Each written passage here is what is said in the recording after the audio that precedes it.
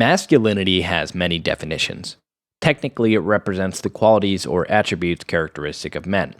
It's something that's partially constructed by society, but also something that exists naturally at different degrees within every man.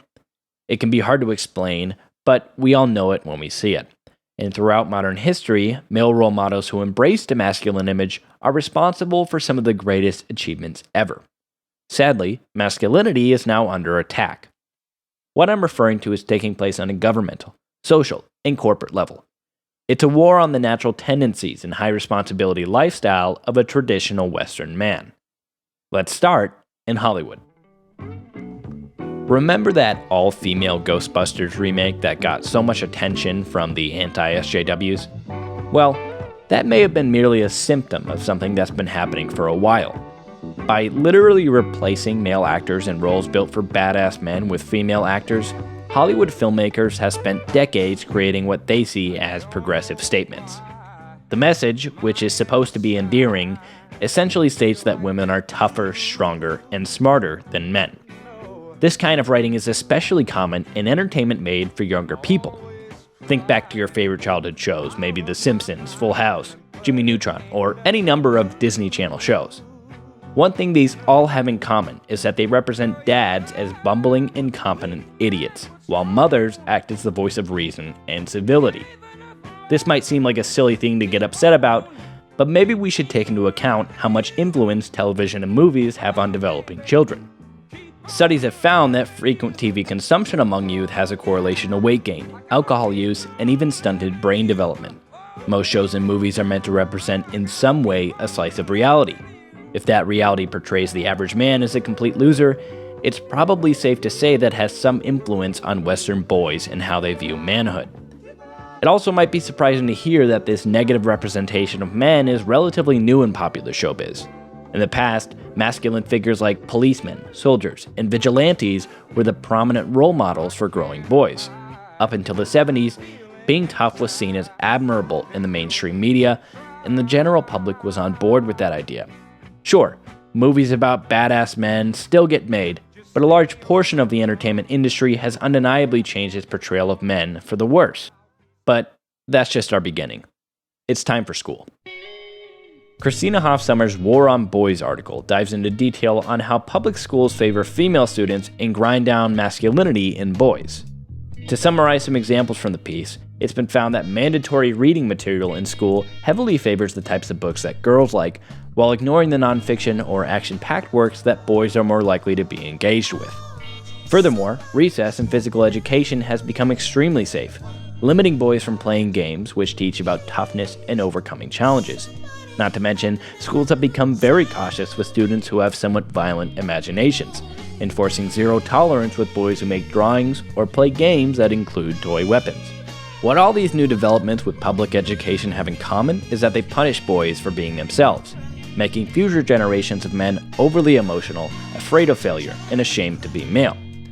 What Sommers' article doesn't touch on, however, is how school as a construct is in direct opposition to masculinity.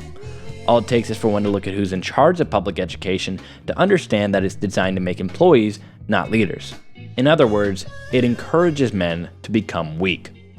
This leads me to my next topic, one that men approach once they leave school: the workplace.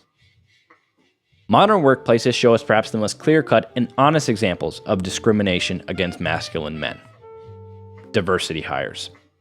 Recruiters favoring women or other minority groups is greatly celebrated in corporate circles, often leading to competent men losing out on job opportunities under the guise of creating equality, even in situations where equality doesn't naturally occur. Now, hiring is just the start of problems for many men in modern workplaces. I personally work for a large technology company and am frequently pulled onto corporate lectures about the value of celebrating women, how to avoid toxic masculinity, and various other subjects relating to the Me Too movement.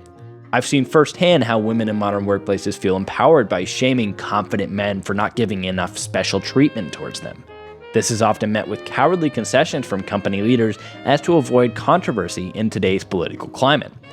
When it comes down to it, this adds up to the strongest men in a workplace being treated as of lesser value than women, while weaker, more submissive men are able to work up the ranks unscathed. So, with all that said, Why does it matter? What difference does it make if masculinity is frowned upon in our society? Well, first off, to suggest that men and women are the same except for when women are better is simply not true. For example, it's no secret that men tend to be more athletic than women. That's why Serena Williams, a former #1 female tennis player, once lost to a man ranked 203rd.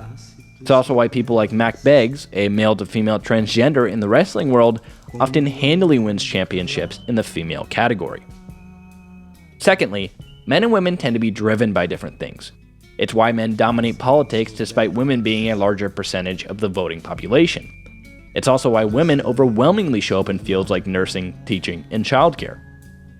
Across the whole of nature, males have shown to be best at providing, while females are best at nurturing.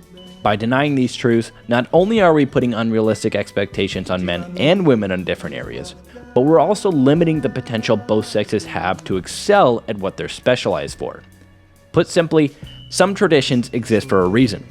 History tells us that societies which value the nuclear family and accentuate the virtues of each gender see positive effects nationwide.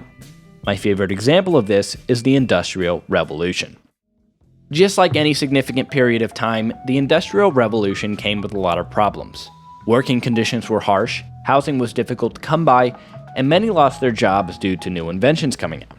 But it was those inventions that were created by everyday citizens with a dream and a motivation to execute on their ideas that drove some of the most significant advancements of mankind. One thing often contributed to this accelerated innovation was a culture that encouraged men to have grit, strength, bravery, and power, all things descriptive of masculinity.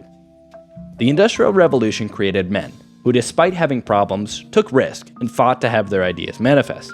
It produced men who, for the most part, went home to a happy wife and kids after a hard day's work. These are the men that made life so comfortable and convenient for all of us living in the West. We are standing on the shoulders of these giants, and some of us think we're flying. While masculinity may seem harsh, it is something that is necessary for an optimally fulfilled society.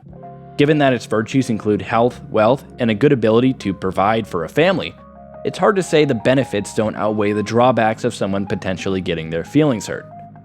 If we can't reverse this growing disapproval of men embracing their natural masculine lifestyle, we may find ourselves in harder times than ever.